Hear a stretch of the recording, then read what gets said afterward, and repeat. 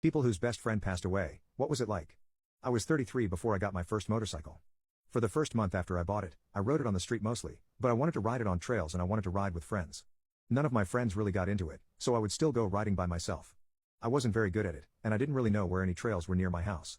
I used Google Maps satellite view to find trails nearby, and I would go out and try to ride on them by myself, which isn't a great idea for a beginner. One day in September 2015, I was trying to ride some trails near a reservoir in my town, and I was having a hard time getting my bike around a gate through a dried-up creek bed when I met three kids on four-wheelers. I asked them for help and asked them where some good trails were. They helped me get my bike out of the creek bed, and I followed them to some better trails. One of those kids had just turned 14 at the time, but he could ride a four-wheeler like a boss. I told him I had some extra dirt bikes that he and his friend could ride with me, and I asked their parents if it would be okay and they said yes. So I took them riding. My buddy was the only one of us that didn't wreck that day. After that, we rode almost every weekend for 2 years. My wife and I don't have any kids of our own, so I spoiled him like he was my own son. He had a lot of friends of a surprisingly wide range of ages who liked to ride, but most of them didn't have bikes, so I bought a few more. Nearly every weekend for the past 2 years, even in the cold of winter, we would load up my truck, and sometimes a trailer or a second truck with bikes and friends and go riding. The group of friends we took would change, but he was the one who went every time and who coordinated who would come with us. When he turned 15 and got his learner's permit, I let him drive my Tundra and pull the trailer. It was nice having a chauffeur after a hard day of riding as an overweight 35-year-old. I got a call Wednesday morning at 9:30 from a number I didn't have in my phone. "He's dead," the woman's voice said. "Who's dead? Who is this?" I asked, with many people running through my head in the split second I waited for the answer. She told me the kid I rode bikes with had passed away, as she cried. I couldn't believe it, I was shocked. I ran upstairs to tell my wife.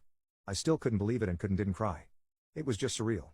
I got a bunch of other calls and texts from his other friends as they found out, because they all wanted me to know. I called my dad, who liked my friend a lot, to tell him. I found that it was very hard to get the words out to tell someone else. I took a quick shower and prepared to go to his parents' house and offer my condolences and anything else they might have needed. When I got there, his group of friends that we rode with were outside the house crying, and that's when it hit me and the tears started flowing.